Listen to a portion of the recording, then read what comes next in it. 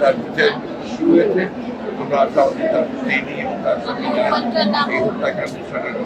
সঙ্গে এবং প্রত্যেকেরই বিচার হবে। সেই হিসেবে দলগুলি আইনের আওতায় দলগত হিসাবে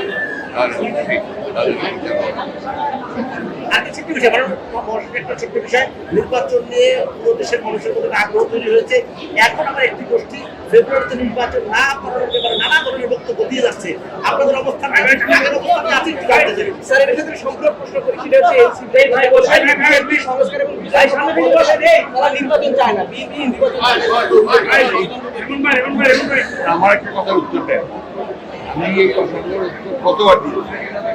গত দিন আগে একটা প্রস্তাব আমার এই প্রশ্ন মানে হয় তাই না? একটা কথা বলতে চাই, গণতন্ত্রের সবচেয়ে বড় শক্তি যদি থাকে এবং সবচেয়ে বেশি লড়াই যদি কেউ করে সেটা বিএনপি। বাংলাদেশে থেকে বিএনপি নিয়ে এসেছে এবং সুতরাং এই বিষয়ে প্রয়োজন নেই।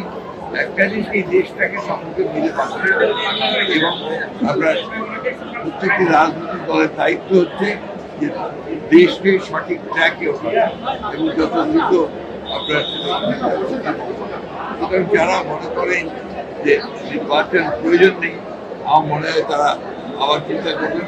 নির্বাচন প্রয়োজন জনগণের। সরকার একটা নির্বাচিত সরকার, যে নির্বাচিত সরকার আসলে জনগণের সঙ্গে। সেই কারণেই আমরা বলছি যে সংস্কার হচ্ছে, সংস্কারের দাবি আমরাই তুলছি সবার আগে। সংস্কার এবং নির্বাচন একসাথে